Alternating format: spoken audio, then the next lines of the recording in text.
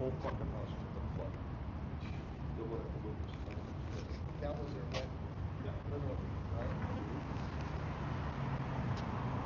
How do we pay them back? How do we? Oh, yeah, that's why we're here. Well,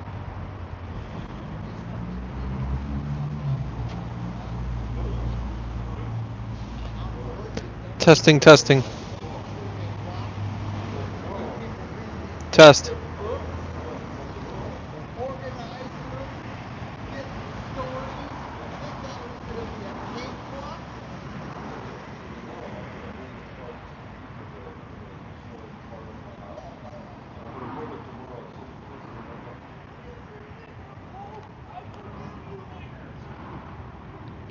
Testing, test. The only guys in there watching got bought because I didn't understand Alright. why they dropped And we're live. So, welcome back to another day of trial at the federal courthouse here in downtown Los Angeles. And we have some other updates on what transpired during trial. A lot of clownery for the most part, but some interesting testimony. Uh, Sadly, I had to miss most of the early day, morning, and early afternoon.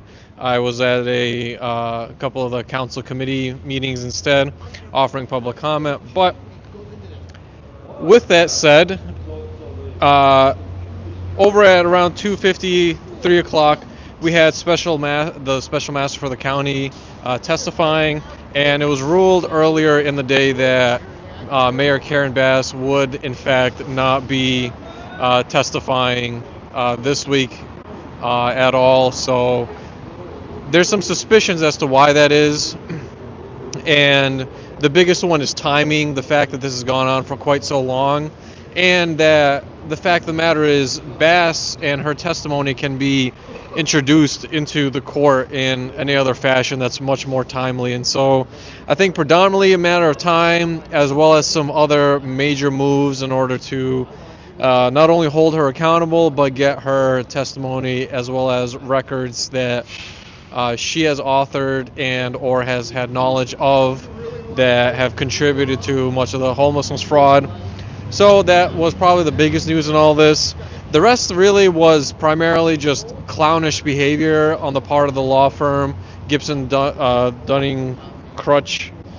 Honestly, just a really, the law firm hired by the city is they're just such a clown show. I got to show you one photo of the guy that keeps objecting to everything. This dude literally looks like Xenu, okay? The South Park interpretation of Xenu, this guy looks like a real-life human adaptation of Xenu. And honestly, I can't even, like... In fact, I'm going to pull up that photo real quick just so you guys can have it. But tell me how this guy is not Xenu. That's Xenu. That guy is Xenu. And then for the other camera, that's Xenu. This dude, one of the lead lawyer for the side of the city, straight up looks like Xenu. And this is the same guy that we've talked about before that has some of the funniest theatrics, where he's, walking around having this soliloquy and going on about the most asinine and irrelevant matters, and even repeatedly lying to the judge. Yesterday, he made claims that he had such an important and urgent call that he needed to immediately stop the court, while one of the biggest and most damning testimonies being given by Brian Ulf of the Share nonprofit, which was able to house 2,000 people in just short of $8 million for an entire year. All costs and services, all included, all in one in that fee. And so, out of nowhere, this Xenu character for the city, I mean, you can't make this up, right? You have Mayor Karen Bass, the Scientologist, who attends all the special meetings and gets invited to all the secret meetings and publicly touts Scientology, right? We have Scientologist Karen Bass on one side. We have the Xenu dude that literally looks like Xenu on the side of the law firm representing the city. And then you have Scientologist Heidi Feldstein Soto, who's a super simp for Scientology, that will go and prosecute anybody that speaks bad on Scientology. And so, somehow, some way, even in this federal case, Scientology managed to get its disgusting tentacles into. You have a Xenu lawyer, you have Scientologist Karen Bass, and then you have super simp for Scientology Heidi Feldstein Soto. So honestly, I probably could stop there at at the updates, but I'm gonna actually give some other highlight reels. So when the special master was testifying, probably the biggest question she was asked was as to the speed for construction on units that were supposedly to be used for housing and homelessness. And the question was, how did you build so fast? And her answer was, she hired a public works director. They were able to hire the recommendations and other work that she did with her deputies. Were able to hire a public works director who allegedly cut through a lot of red tape. Not much else was clarified on that, but that was an interesting point. She did make mention of a couple of interesting accounting issues that the city repeatedly had, and that she's repeatedly written letters on, and was testifying today too.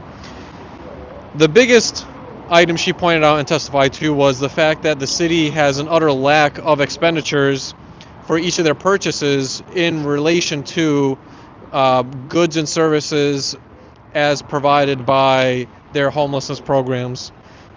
That, to me, as somebody that has managed ERP software that is very well in tune with generally accepted accounting principles, when you don't have expenditures for each purchase and you can't trace back as to who, what, where, when, and why, how for each purchase, you just know that there was some lump cost, and allegedly some entity procured whatever alleged goods and services without any sort of proof, then you might as well just be making stuff up on the fly. Another interesting bit of testimony, in addition to the reports that the special master had written, she was testifying about how the city and county have, quote, major systemic and structural issues in managing and executing homelessness programs. And part of that concern of hers, amongst many others, was the fact that the city had no expenditures to show for the tracking of purchases and the validation of that data. Data validation is probably the biggest thing here, because we've seen again, right, in some of the reporting I've shared and the other court documents, that there's no definition, okay? There's no definition for terms that are used in these agreements. Terms like what quantifies and what does the word create mean? What does meaningful and significant reduction mean, actually defined as? What is a unit? What is a bed? What constitutes as a bed? When you're talking about the RV removal procedure and process, how are you tracking that? What is a removal of an RV? Who gets to declare when said removal gets to happen? What are the criteria for when an RV gets destroyed? What is the criteria for when an encampment gets cleared? These are very important bits of information that need to be quantified, defined, as well as the basis for the revenue generation as a part of these programs. So what I mean by that is, what's the basis for the interest rates that you're saying will be guaranteed as a net return to the landlords of the properties? How are you making that calculation? Are you going off of market value? Or are you going off of a proprietary equation? What's the actual basis? Are you going off of just a day rate and you're adjusting for inflation? And what's your adjusted rate of inflation over time that you're assuming? Or is it a dynamic rate? People are too focused on, well, the conservatorship is the end goal. Yes, but that's maybe 1% of it. I keep saying, and I'll keep saying, that the end goal is not the conservatorship. Obviously, that's going to happen. The end goal is, how do you get to that? What's the basis for that result? So what's the context to all of it? That's really the most important determining factor in all this, because otherwise you have, yet again, ill-defined terms. You have ill-defined goals and metrics uh, and policies that have no oversight, and more specifically, they have no mandates and requirements to collect this data, which has been testified to repeatedly and admitted to repeatedly by many of the city's deputies, not the least of which has been Matthew Zabo, who's repeatedly admitted, as well as other people, including the very own deputy of the mayor's office that was specifically hired to manage and oversee all of these policy initiatives, as well as the programs that the mayor enacted to track and log that data. Who is tracking and logging it? How are you validating that that data is true and accurate? What do those measures look like? Who are these people that are doing the validation? Those are the important questions, rather than just the simple act of conservatorship. That's the least of all everybody's worries. The conservatorship is so benign, so small, it just, in the grand scheme of things, it really doesn't mean much. And so that's what is really getting lost here. And the last point that's getting lost is the fact that the $2 billion in question is really not the big issue. $2 billion is a drop in the bucket over the delta of over a long period of time on the interest rates, as these real estate deals are happening where land is being contracted for 55 years, which Matthew Zabo did, and the cost per unit and the widely fluctuating cost per unit. And that's the real big money maker here, because when you do the math over a period of time, over the long period of time, what you see is that it's not $2 billion that's being laundered and fraud being committed against. It's really to the tune of trillions that's being stolen by city agencies, and that money is public money. That's your money, that's my money, that's the judge's money as a taxpayer. That's what's actually happening. That's the real problem. And that money, which is all publicly funded, is being used to line the pockets of special interest private groups, where it's a guarantee payout. And if the city can't afford to make those guarantees as form of a cash payment, then it has to give up and relinquish assets. Those assets come in the form of parks and other recreation centers that are publicly owned and given up.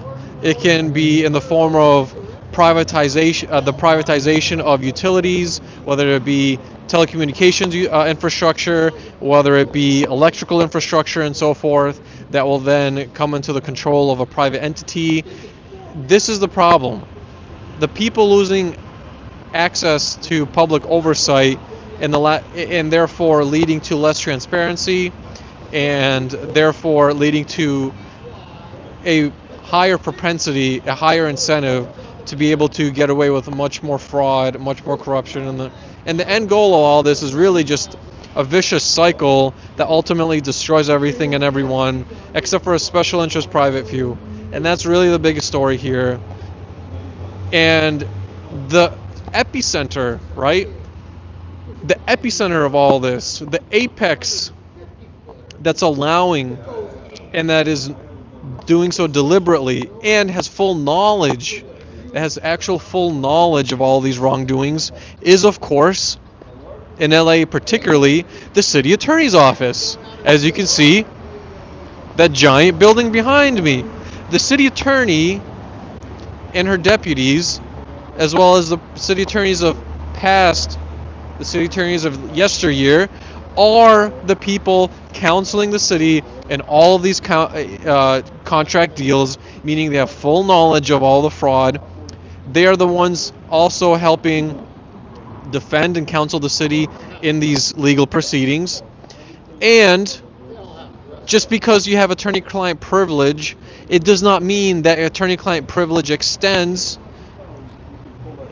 to helping your client, in this case the city government and various other government agencies, get away with doing crime, get away with doing fraud, get away with other criminal acts. Attorney-client privilege does not extend to helping your client get away with criminal acts. Uh, and when you have knowledge of it, which they absolutely do, which has been admitted to as such, which can be also reasonably inferred as such, it's very clear that all of this is being perpetuated, all of this is being incentivized, all of this is being enabled and providing resources to occur by the city attorney's office. The apex gang, right? The creme de la creme of gang activity. Because again, what is it that the city attorney's office actually is responsible for? And as well as the DA's office. They're responsible for prosecuting criminal misdemeanors at the city attorney's office, both civilly and for corporate defendants that commit fraud, particularly developers in such underhanded deals to steal money from the public for through these homelessness initiatives, including overt and even covert acts by officials like Mayor Bass and her predecessors, because Bass is not the only one. It's the city attorney's office that's responsible for this.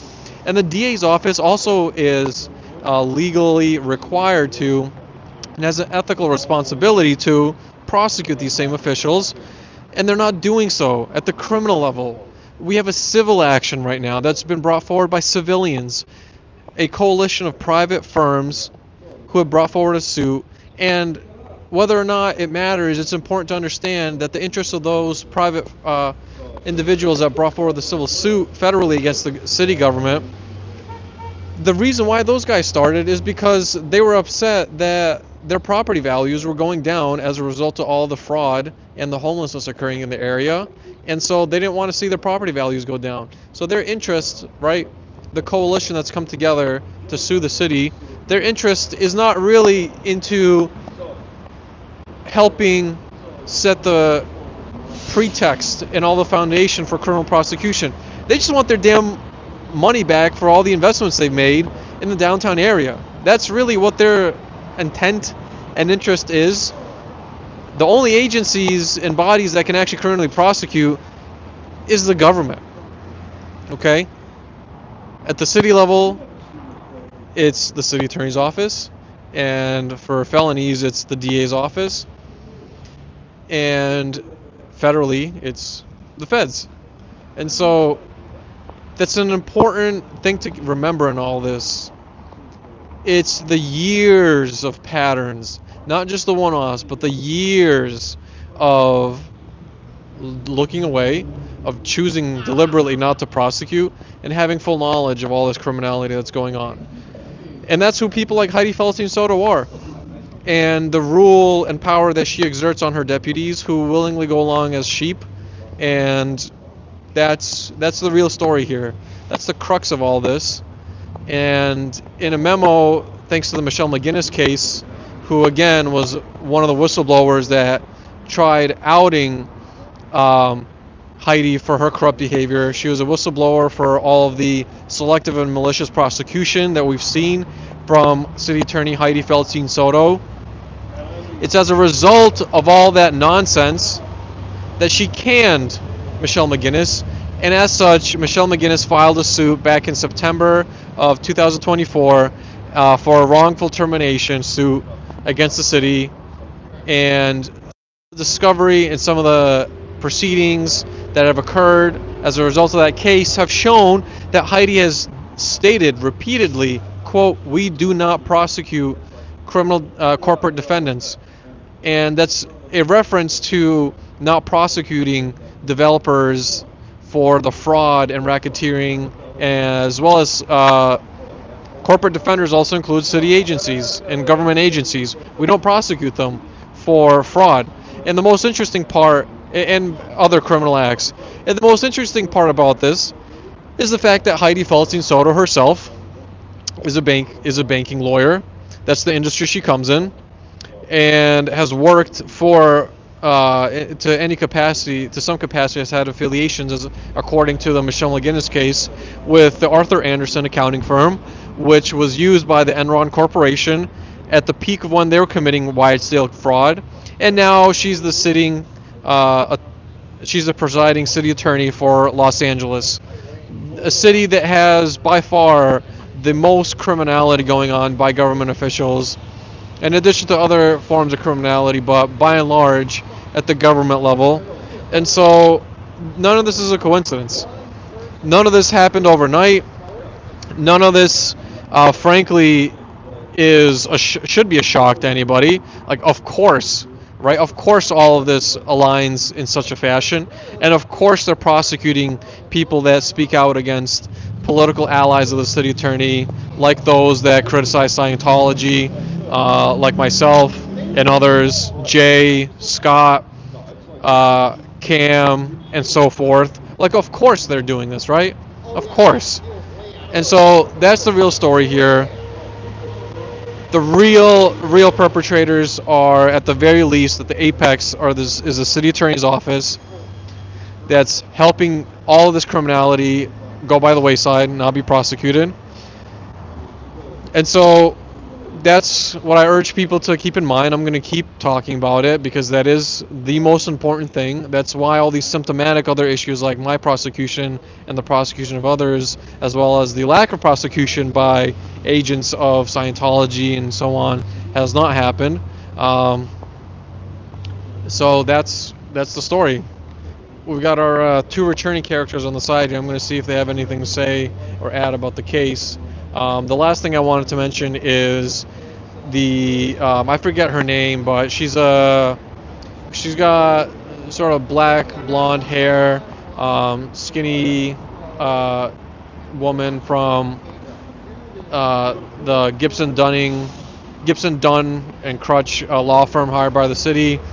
She's one of the worst attorneys I've ever seen. This lady was just badgering the special master when the special master was on the witness stand with utterly frivolous and asinine, irrelevant questions just to try to get a rise out of her. There was no fact finding in any of her line of questioning. She was just also objecting when she was when it was the plaintiff's side to question. She was just objecting yet again to everything left, right, and center. I mean, again, when you hire a law firm, bro, where your lead partner in the firm looks like Xenu, I mean, again, right, again.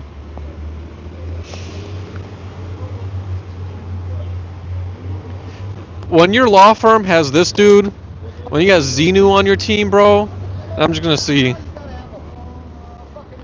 That's Xenu, bro. Alright, that's Xenu. You can't tell me that's not Xenu. Look at that and tell me. This is Xenu. That is Xenu, bro. Alright. That's straight up Xenu, just like South Park. Look at that. That's Xenu.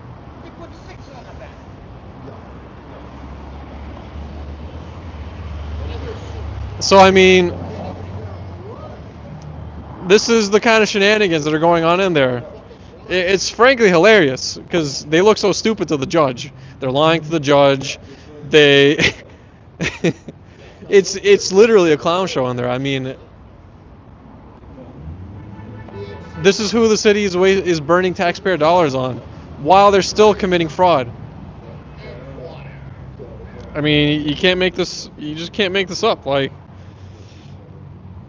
I don't know. So, we'll see your. You guys got anything to say on today? Hold on. Y'all got anything? No, I'll just hold it through. All right. You got any jokes, Mr. Spindler, that you want to lay? Well, Here, hold on. Let's just keep it to this court for a minute. yeah, no. Let's keep it localized and keep the heat on. We know tomorrow. Here, they want to hear what jokes you got for today. What's that? Oh, jokes? Yeah, what do you got for today? Yeah, I mean, I'm gonna go tomorrow to the city council and tell them I'm their pope. And I'm just gonna go. Tell them why.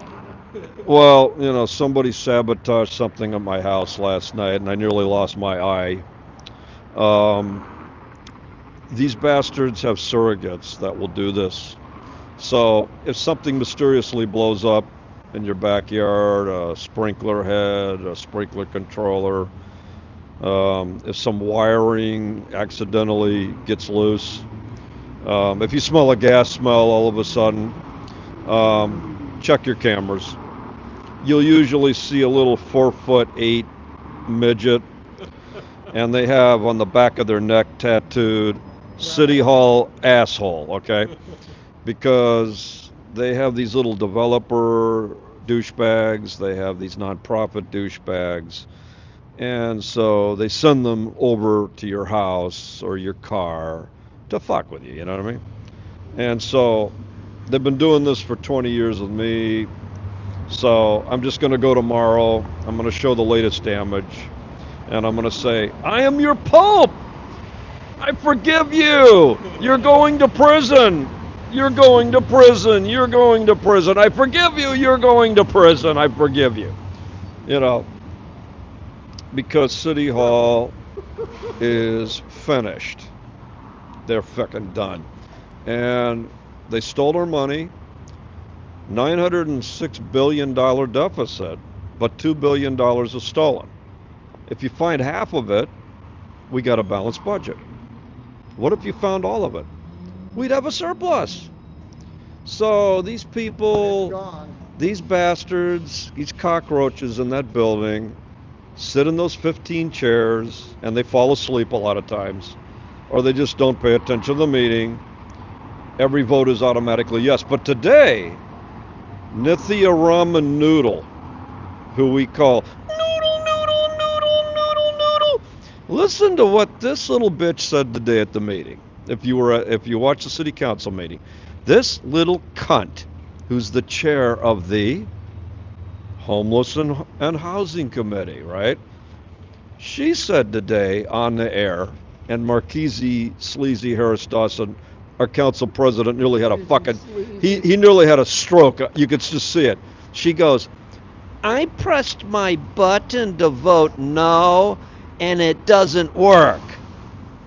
So in other words, this stupid woman, this fucking clown, this fucking shithead, has now exposed the fact that sitting in her seat, she was not able to vote no on a single item for the whole meeting. She could only vote yes. She could not vote no. That invalidates the whole day. She admitted it. She just admitted it. My button's not working. Okay, so first of all, she admits you have to press a special secret red button at your desk. So she admitted that first. But then stupid says it's not working. So how many other council members' red buttons aren't working? Why do you have a red button to vote no? Don't you take the roll? Why is it a secret red button? Right. Don't you take the fucking roll and go, okay, the next motion is to approve the $4 billion budget. We're going to take the roll. And you call each member's name, yes or no. No, they don't do that. They have an item at the city council meeting and they go, okay, Mr. Clerk, will you open the roll, close the roll, and tabulate the vote? 14 ayes! Excuse me? Excuse me. Shut up, you little MIT Indian immigrant cunt. Shut up. Mr. President, point of order. Mr. President, point of order. Put that down. Put that goddamn button down. You're gonna send us to prison. Put that goddamn button down. My red button up. We're taking a recess. We can't. Recess. And then later on tonight, you'll probably see live Channel 5 News at 11. We're here tonight at the home of Councilwoman Nithya Raman. She has been led away tonight on a 5150 mental hold. We have the latest from the chief of police, Joe McDonald. Joe, tell us what happened. Well, it was a tragic situation. and she kept talking about a red button. She called 911 and she talked about a red button, that there was a red button. So we went out to her house and said, okay, what's going on? And she kept saying, there's a red button, there's a red button, stop the red button. So we looked and we didn't see a red button. Then she said there was a red button at City Hall. So we had to shut City Hall down and bring in the bomb squad and look for this quote-unquote red button. After going through the tapes, we determined that the red button was some sort of red button at her chair in her city council. So we went, we looked, and we don't see any red button. Sir, what are you saying? Well, what I'm saying is there is no red button. So we currently have her at UCLA right now having a mental evaluation just to make sure she's okay. Just to make sure she's okay. And just to make sure that everything's all right. But rest assured, as me as the police chief and as Mayor Bass, I've talked to Mayor Bass, we're going to have an emergency meeting tomorrow about security. There is no red button. You are free to vote no on any motion you want. We do not collude. What about what Mr. Spindler? Mr. Spindler is a terrorist. Now, I want to make this appropriately clear. He is not allowed in any federal airport. He is on a no-fly list.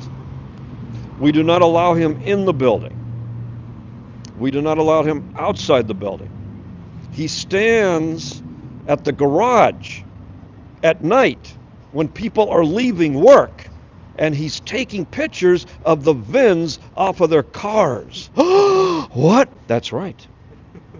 He's taking pictures of their windshields and their license plates, claiming he's looking for stolen cars. What kind of man does that? What kind of person talks about a red button? These people are insane. Even if it has to do with major boats in a major city. Yes. With billions of dollars. That's right. What about the $2 billion? What $2 billion? On the basis of counsel, I cannot answer that question as it might incriminate me. Sir, I'm sorry. I'm practicing. I'm sorry. I'm going to be practicing. I'm going to be going before the grand jury. I'm not going to be seen for a few weeks. Sources confirm that other council members have talked about the red button. What is the red button? Do you press the red button? What if you do press the red button? Is your political career over? What does it represent? Is the red button tied to the Trump administration? Does the red button go into Homeland Security? We talked to one council member who wishes to remain anonymous. Remain anonymous. One time I pressed the red button in my first year, and then people came to my house and they locked me in a red rubber room because my red button was pressed. And what happened? I will never press the red button. Everybody knows that you never vote no. Never press the red button. Unless you want a 5150. If you press the red button, they will take your children out of school and file a restraining order. They will turn your electricity off. They will put you on a no-fly list. They'll give you the Spindler treatment. Don't press the red button. Whatever you do, vote yes. Don't press the red button. Okay, so there you go.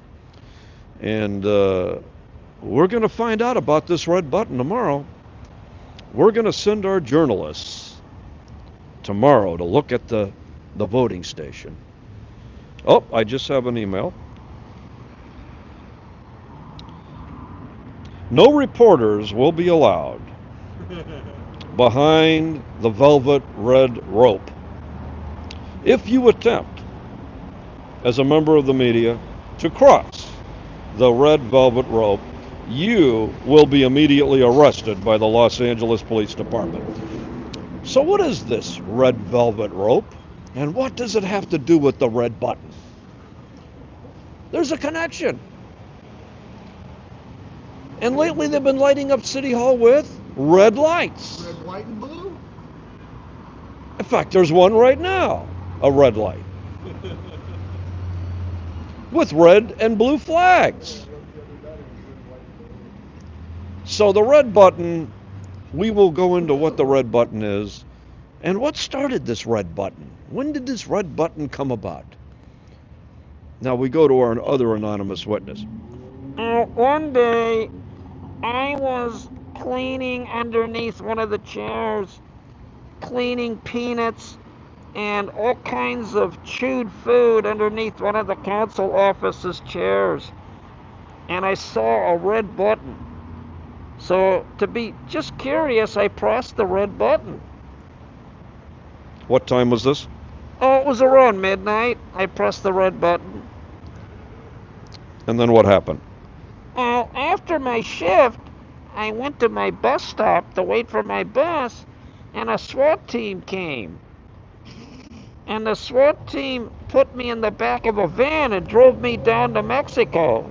We crossed the border in a couple of hours. They made me take my clothes off, and they left me naked 100 miles into the Mexican border off of Ensenada. They said, "Press the red button, bitch," and they left. These are very disturbing stories. Apparently, the city council is engaging in vote manipulation.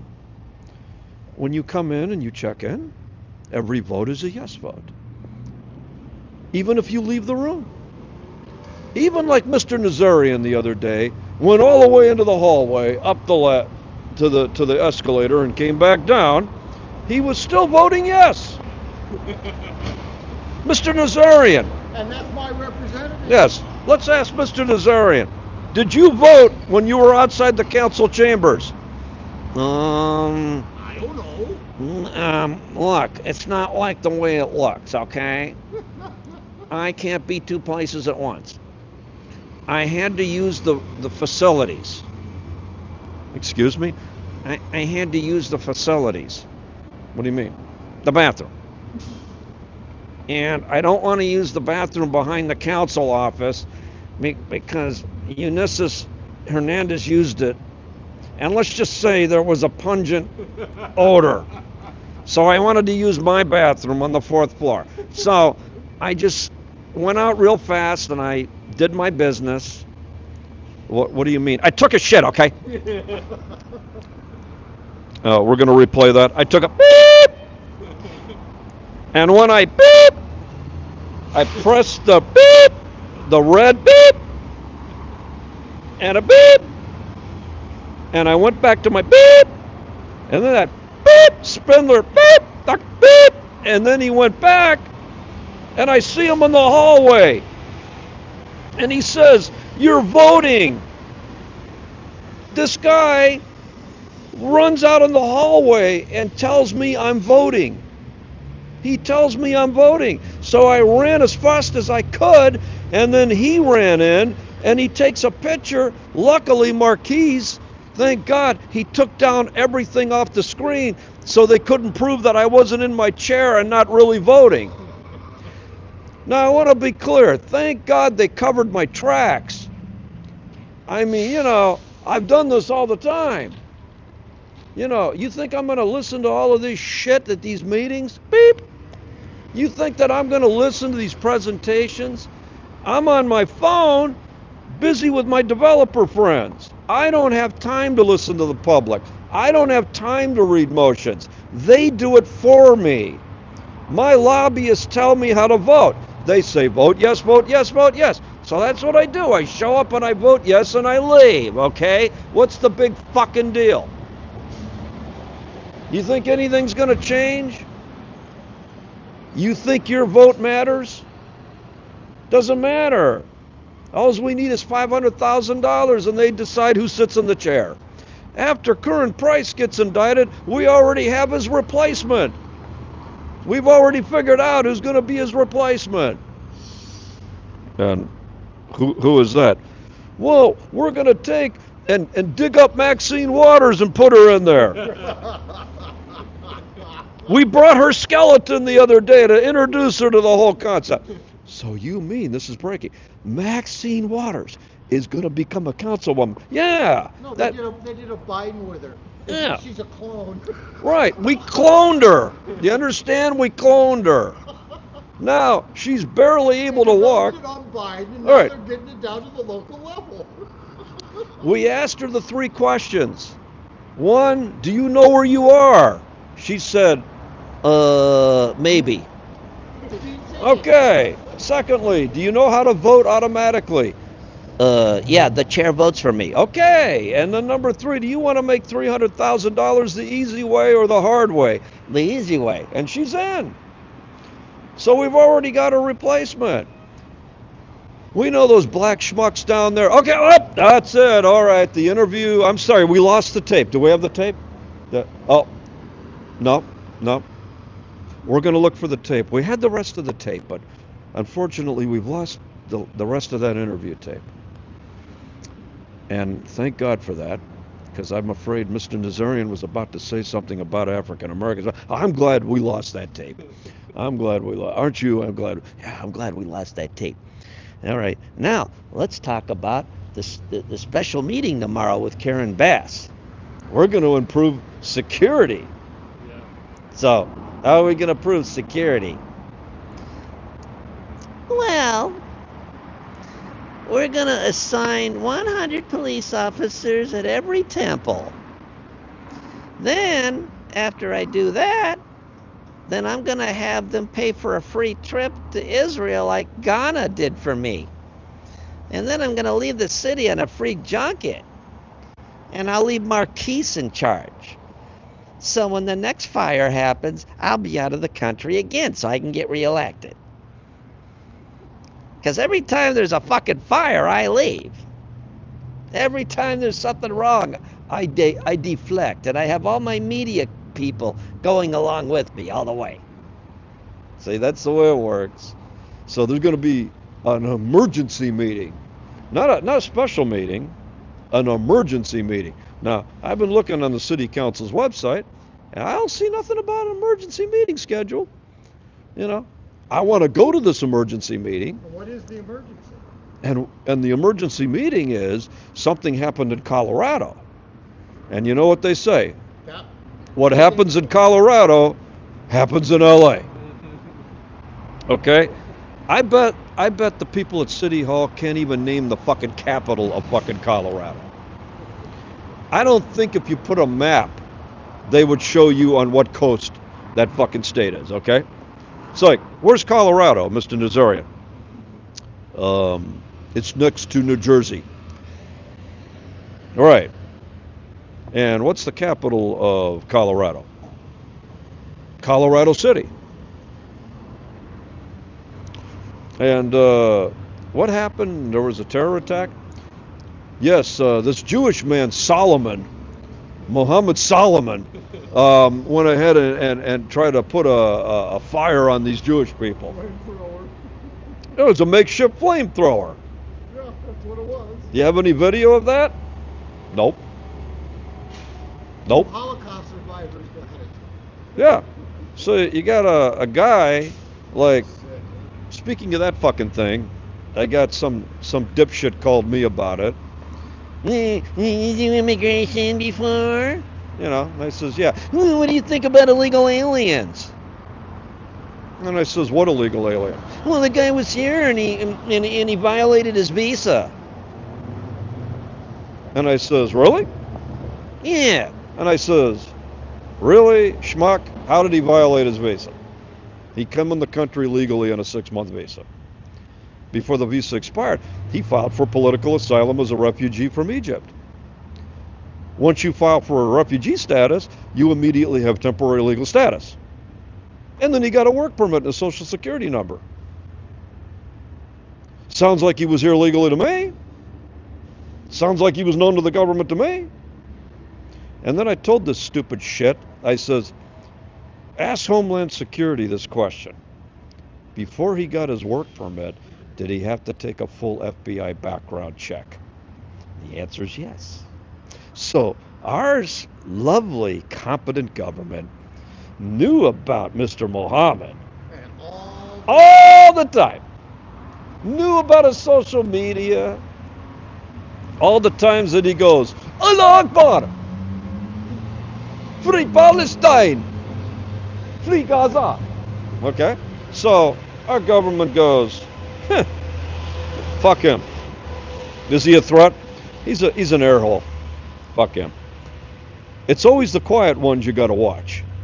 Well, that guy's been yelling, yeah, but you never, it's always the quiet ones. Focus on the quiet ones. Not those loudmouths that yell that shit. Those guys are harmless. Who said that? The greatest intelligence officer we've ever heard, Wayne Spiller. What? That's what he said. He said, always watch the quiet ones. true. Now, I didn't say just blindly fucking ignore the loud ones. You know, like if I go to an airport and I see a guy with a fucking machete swinging a machete, I'm not going to say, oh, don't worry about him, just focus on the quiet ones. But you do have to watch the quiet ones. The quiet motherfuckers are the ones you got to be careful about, right? They're everywhere. Right? Yeah. The quiet ones. So people wanted to ask, how many people do you think over the course of years and years have ever filed an official crime report against an actual city official, like actually gone to a station and spoke with either a sergeant, a field officer, or a desk officer, or a detective, and actually filed a crime report against a city official? If you were to guess, like on a number. In the last what? In the last, I don't know, 5 years, let's say. Several thousand. I mean, I would put it in degrees. I mean, they make it so fucking hard to really file a complaint and move it. But as far as making maybe legal claims against the city, violating civil rights, if you add all of those combined, Dan Gus today just went to the Reporter. He just showed up today at public comment today. Just filed a $3 million claim against the city for violating his civil rights. There's one. Thousands of complaints filed with the city clerk, the city attorney, the LAPD about all kinds of crooked shit. What does it take to make it happen in court and actually get past that point? Man, well, first of all, That's really the point of the city attorney is the one who decides whether the claim moves forward. And they'll reject it. Or they won't bother to answer it up. liability. Yeah. So now you have 6 months after that rejection to file a lawsuit. That takes lawyers. You can file small claims. I tried that before. Who usually shows up for those? Say you file small claims against the Small city, and who is it? Some deputy from the city attorney's office? They're not allowed attorneys technically, so they have to designate a civilian to represent the Some government. staff. So it's some sort of staffer or Could, you know, a staffer, somebody there inside City Hall Does not have a bar. who's coached very fucking well. And then you get a small claims judge who's just a borderline shithead, just like a total borderline shithead. And, you know, they take the attitude, all right, so, Who pays my paycheck? Thank you, by the way, for the free car. Okay, what's your problem? Well, I was going to the meeting. What meeting? It's not here in the papers. What meeting? Well, excuse me, sir. I'm the judge. I'm the judge. Now, back up. What meeting did you go to? I went to the city. And? Well, they didn't let me talk. Okay. Mr. City Official. Well, under the Ralph Brown Act, speakers are not guaranteed to speak. Oftentimes we have far more people than we have time. So we use a randomizer. And we randomly select these people's names. Okay. And on that day we checked our computer. The gentleman, the plaintiff, was not selected. Therefore, he was not able to speak. on this day, and he sued the city, and alleging his rights were violated. We don't do that, sir. Okay. What's your response, plaintiff? They don't have a randomizer. Okay. Show me your proof. Where's your proof? Well, I tried to get it. If you don't have any proof, I have nothing I can see. Judgment for the city. Also, Your Honor, we'd like costs. Oh, okay. Let's take a look. What cost does the city have? Well, we had our filing fee, and we had to hire outside counsel. Okay. I'll see you guys. All right. What's that? 49,000. Okay. Granted. So, you waste your fucking time, you waste your energy, you waste your money to go and get fucked over by one of these judges that's in their fucking back pocket. So, small claims is shit. It's not going to work. So, you hire a lawyer. That's what you have to do. You got to hire a lawyer. And there's only like 7 fucking lawyers that you can hire that you have a chance to win. And there's 7. One of them's Carol Sobel. She was here today at this thing. Okay. Okay. So Carol Sobel is a famous civil rights attorney. I took a lawsuit and I almost copied verbatim her fucking style of filing, nearly paragraph for paragraph, legal citation. The court threw my case out and said I failed to state a cause of action. So later I showed the judge a Carol Sobel complaint that was sustained. And I says, well, Your Honor, mine looks exactly like hers, even better, with better grammar. You should have seen what happened next. Now, threatened me with sanctions. So, in other words, these corrupt pieces of shit judges in the city, they have a little welcome list. So, like, if they get a complaint and it's got Carol Sobel's name, for example, it moves to the front of the goddamn list. It's going to go forward. And then the city is going to go into settlement negotiations. And then you get fucking paid. But to have them, one of them 7 golden chalices, they will not take me, you. They're only going to take certain people. Are these what we call the magic unicorn victim, where it's a family whose entire extended family was gunned down by LAPD and in a horrible accident, those type of situations? Yeah, it's, you have to go to these 7 or 8 attorneys that have beat the city before. Carol Sobel's been around for 50 fucking years, So all they got to do, they can write shit, is put that fucking name on the top of that motherfucking paper. Attorney for plaintiff. And if that happens, you're in the fucking running. Because, they go to the same country clubs. They dine at the same fucking restaurants. They take the same vacations. And so everybody is all cordial with one another. They're going to get their attorney's fees, And the city doesn't fucking care. They're controlled opposition. As long as they're not taking and helping the assholes. See, if she ever took me and got me money, out the fucking door. So as long as you don't take those troublemaking assholes, if you take these little lambs, I had a fair housing problem because I'm disabled. okay, then that's it. You can take that little lamb, because that little lamb is never going to go to City Hall and take a speaker card and want 4 minutes of public comment. If you go to City Hall on a Tuesday, Wednesday, or Friday, and you go up there and you take 4 minutes, your life is fucking over in the city.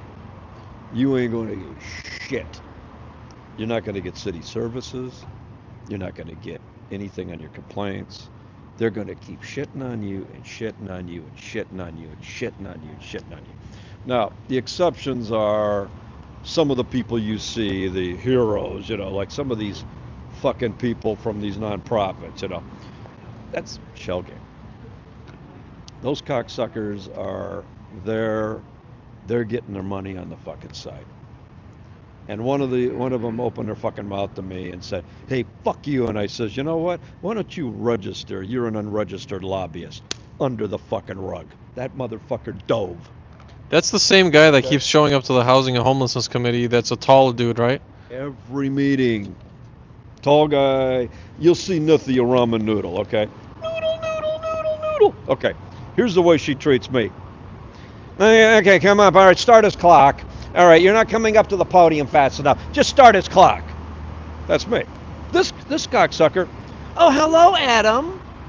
Come on up. What would you like to talk on? See, he'll talk about the city's not treating these people fair. Okay, controlled opposition. See, working with a fucking nonprofit. See, but they're controlled opposition. This is the way that City Hall could say, hey, these people don't use foul language. Well, even worse with that guy, he's specifically from Skid Row and has affiliation with the Skid Row Trust Fund, which was known for massive hemorrhaging of money through tons of fraud. And we actually heard from Lisa Ragas earlier this week on her testimony on the fraud that occurred. And so for that guy to get such special treatment, and I actually talked to him before, and he was interrupted for like 2 seconds. It was totally a synthetic makeup of how he was cut off.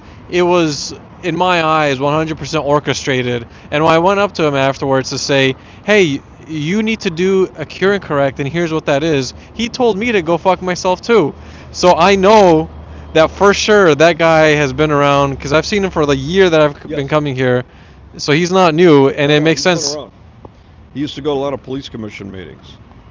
He's been around so long, he used to bring his kids in a stroller. Those kids are like fucking taller than him now. I mean, these guys are multi-generational, okay?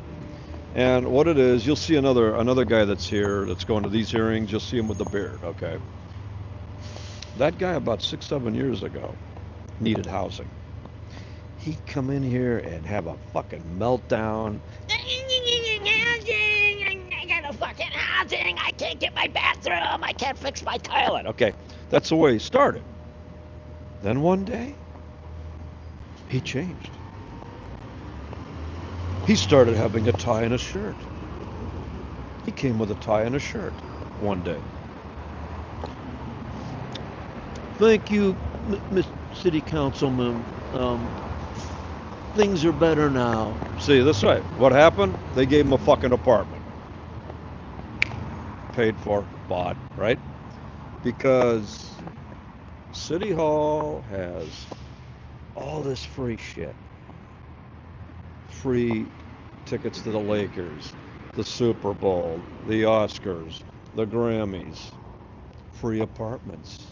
Well, the worst part is last week at the Housing and Homelessness Committee, which I actually am, and I said, right in the meeting during public comment, I'm homeless and I need a room, I need assistance. You know what happened? Nothing. I literally, nobody approached me whatsoever, and in fact, I had to have Audit talk to one of the LAPD officers who then went and got a staffer who then got my info, but then they never reached out to me afterwards. And I'm going to bring it up this week. So, yeah, that checks out. That 100% checks out. That of course would be the case. This guy was suited up with a room, and not just any room, by the way. Not what these guys are going through. Right. Not the real, but the nice stuff. Nice stuff. Yeah. So. See, they can do anything. They can fix your tickets. They can get your criminal cases expunged. They can talk the DA out of felony charges. They can get you your kids back if they took them from social services. They have the power of fucking God. Every council member has control over 225,000 people each. any project that goes in their district lines, the borders that are on those lines, is completely in the discretion of the councilman.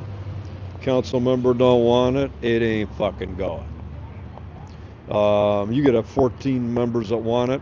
If the council member doesn't want it, fuck you. The exception, after the leak tape with Nuri, when the late Gil Cedillo was still here, and he lost his re-election. So in March he lost his re-election, and then he was there till lame duck till December the 1st. Okay, once they knew he was going to be a goner, they started opposing projects in his district. And he was like, oh, we changed the rules? Now, things that are in my district that I don't want, now all of a sudden you're going to overrule me. And the other council members said, yeah, that's right. Because he was on the fucking outs. And then you had Kevin De Leon, known as Mr. Lion. Now, Kevin De Leon slithered his way into this job, okay? I mean, he started out as a complete Sacramento snake. Turned out, used to be a big Sacramento guy. President of he was the first Latino that was the president of the state Senate. So, anyway, you can only serve term limits 12 years. So he got the term limit. So what do these term limited guys do? Where do they want to land? City council or the mayor. Well, he wanted to run for mayor. So what did he do? He ran for city council first. And he won. Easily. So he was involved in some outside contracts as a consultant. So the scumbag that used to be the council president, Nuri Luisa Martinez, who we called Mommy. Okay, I used to call her Fatso and all kinds of nice names. Well, I called her Mommy. We knew Mommy. Where's my mommy? Because one day she said to me, don't act like a baby. I don't provide help. I don't provide child care. And once she said that, she went, oh shit. And her name became Mommy. Now we go, Where's your mommy? Don't you want to hear from me, mommy, you fat bitch? So while she was going through that, the scandal tape leak broke. So now, when Kevin won, Kevin was not going to be able to be seated because our new fucking rules changed.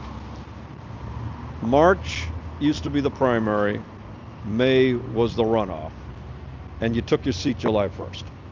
They changed it to every even year, and then the primary takes place in March, the runoff not all the way till November. But if you win the primary by more than 50%, you don't take your office for another 9 months. So Nuri Luisa said, well, that's not fair. The fucking district doesn't have a council member. Why? The council member used to be indicted felon Jose Luis Huizar. So Huizar was just showing up, getting a paycheck, and then he was getting ready to serve his 13 years in federal prison. So Nuri made a motion to let him start early. So Kevin got a couple of months early. What he forgot to do was take care of some of that prior business. And then recently we had an ethics complaint filed about that, right? So anyway, so Kevin was like them in the beginning. Madam President, he got up there one day. This individual comes up here and uses the N-word and the F-word. And that's highly offensive to me and highly offensive to the other council members. And I think we need to discuss with the city attorney on limiting that type of behavior. So now they went around the room. So Kevin spoke first. This is before the tape. And then Mr. Cedillo spoke and said, I have staffers that have to listen to these people. I think it's labor abuse. Okay, so Nuri, they talk about women, they talk about gays, They talk about us as Latinas, and me as a Latina cannot stand people using the N-word. Remember this. And they're going around the horn. So anyway, a couple of months later, there was a tape that was released of a confidential meeting. And they're talking about blacks being monkeys. They were talking about one of the gay council members that has a black kid, using his kid as a handbag. And this shit all came out into the public, that these council members who were making rules to try to ban my speech because I have a potty mouth are caught on this tape with language exceeding what I do. And when that happened, all fucking changed. So then Kevin became a good guy, because Kevin was not even able to get into the building. They weren't going to let him in the building. And so they told Kevin to go home. Council president at the time, Paul Krikorian, who we called the goat herder, he told Kevin, resign. Kevin said, fuck that. And then what happened? Nuri Louisa goes home and resigns. She was the first Latina council president, the first woman council president, resigns with 8 years and 7 months of service on the council. You know, that's so funny because I've talked about this before, but 7 years. the whole gender identity and just racial identity is such a common trope here. Yep. At the Sherman Oaks Homeowner Association, you know how Heidi actually began her speech where she was called to be one of the keynote speakers? She literally started in her first sentence where, I am a Jewish Latina and the first Latina city attorney of Los Angeles, as if any of that has any relevance to her competency and her criminality. And every time she starts her speeches, that's exactly how she does it each and every time. I'm the first Latina city attorney of Los Angeles. Okay, you're still a crook. Well, she's the first Puerto Rican Jewish city attorney, female. Okay, now, what the fuck does that have to do with your ability to file criminal charges and get a conviction, make our streets safe, not lie, not cover up crime? Well, see, those are boxes. You got to check those PC boxes, okay? The more PC boxes you check, the better. Because at the end of the day, they get caught. What's the deal? They're racist. They're homophobic. They're anti-woman. They're anti-Latino. They're anti-Jewish. They're anti-Semitic. See, that's to get ready when the FBI comes to these fucking scumbags. You know, and see, the FBI is kind of funny the way they do things. They have Mac Jenkins, a black man that is the chief of the FBI's criminal public corruption task force. You had Mr. Estrada, that was the first Guatemalan immigrant Latino United States attorney. You had Carolyn Dotson and 2 other women that were on the team. You had an Asian woman, a Jewish woman, a Caucasian woman, a black woman head of the FBI, an Italian-American gentleman that was Agent Civilli. So at the end of the day, the FBI and the U.S. Attorney had a press conference right here, and they parade these guys all out, and it's the United fucking Nations. You're like, oh, let's see, can I check these goddamn boxes? Goddamn! Black, check. Gay, check. Woman, check. Jewish, check. Latina, check. See, they're already going to check all them fucking boxes when they line the team up. Because they're going to demonstrate, we don't give a fuck where you come from, what your nationality is, what your perceived problem, whatever the game. We got somebody on our team on the other side like that. So then the question's going to be, okay, how come the FBI has got a black woman in charge, but you got a corrupt black woman stealing money in the fucking political circle? Why? Okay, because why? Because I'm a woman of color. And go, well, then how come this lady's Jewish American? How come she doesn't steal and she's a woman of color? How come this is a man? How come this man's gay? They got all the boxes checked. Yeah. So they're going to come out with 20, 30 people on this fucking team, okay? And they completely wash the whole fucking narrative away. But another thing that the FBI does is they recruit. And they go to the middle of America, deep into the cornfields of Iowa, Nebraska, Oklahoma, Kansas, Missouri. So you know where I'm from, Missouri. Mississippi, Alabama, right? Now, they like to go into those places and recruit field agents. See, they go into the heartland, you know, like Steeder Brothers, right? I mean, the FBI should go. In the heartland, we're FBI agents in the heartland. Okay, so now you get these Midwest boys and girls. Why? Because they grow up on a fucking farm.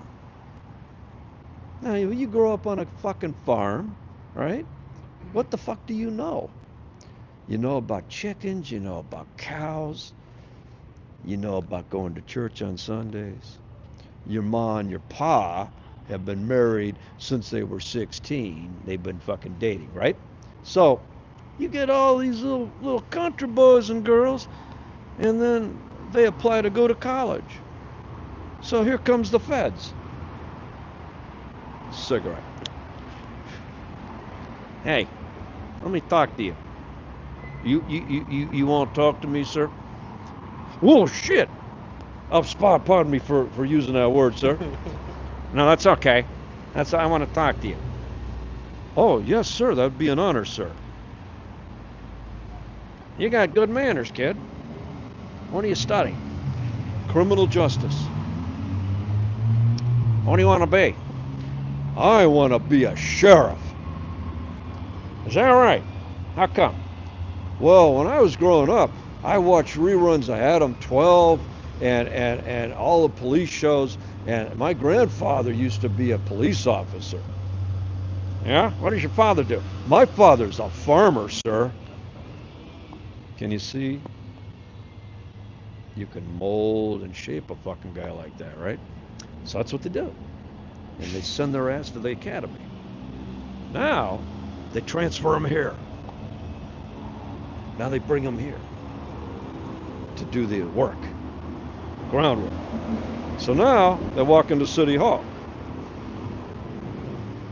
And they sit down and they look at these people. And these guys go, holy cow! I never knew people like this really existed. I thought it was like on Netflix. I've never seen real gangsters before. Wow, these are real gangsters. So now our City Hall people go to them and go, hey, let me talk to you, kid. I'm from City Hall. Well, I don't think, I think this is a conflict. No, I just want to talk to you. You like cars? Oh, sure, I like cars. I got a Porsche in my garage, and it's not doing nothing. How about you come out and we drive it around? No, I don't think that's right. In my handbook, I have it right here. My handbook, my FBI handbook, on page 24, it says that would be a conflict of interest. No, I'm sorry, sir. I can't do that. Kid, I'm going to give you the title. Well, no, on page 39, that would constitute a bribe. And no, I could never do that, sir. So, they take these totally honest kids, all right, and they bring them in to do these corruption probes. What do? As soon as it's done, they move the fucking team to another state. Now, we have people that have stayed here.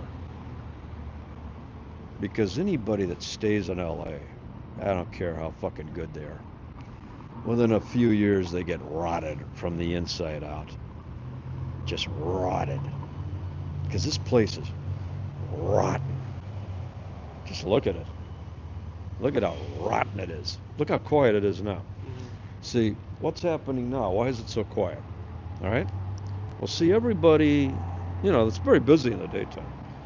Everybody's basically getting off the freeway. So if you want a secret, like if you're here right now and you want to get on the freeway, right? And you want to go to Sherman Oaks, it's going to take you 3 fucking hours. But I have a rule, the 8:45 p.m. rule. If you get on the freeway at exactly 8:45 p.m., you can drive 75 miles per hour nonstop. 8:45 is the bewitching hour, all right? So what happens? All these people go home, all right? So the thing they do is they got to look for the drugs because they're out of fucking drugs. Honey, you got more pills? No, you used the last pills. Well, the council member said, no, she didn't give me any of my pills. Well, I need pills. Where's my pills, bitch? You know how much stress I'm under working for them? Goddamn fucking judges up our ass. Okay, so everybody's on fucking pills, alcohol, barbiturates. Hold on. Oh, I got to show you. Okay. We'll end it on this one. So Okay. I was doing a poll earlier, and I want to get your opinion. Okay. All right. So I want to you can't even. This is gonna be good. Have you seen the South Park episode with Scientology and the Xenu story where they show the whole Tom Cruise bit? Oh, those guys are brilliant. Oh yeah, I mean they're So, friggin' amazing. Does this guy look like Xenu? Oh Jesus Christ, it's him. Look at that alien head. What's in there? That is an alien head. That's Xenu. I've been telling people this is Xenu. That's him. See, so if you thought he That's didn't Xenu. exist, see, if you thought he didn't exist, there he is, right? There he is, man, and you can catch him speaking his real language. And he's the lead attorney for the city of Los Angeles. And with that, that's a wrap. Thank you guys. We'll see you on the next one. That's the performance actor. Did he do the hand today? Was he talking? Oh, he did the hand today. Did he do that? He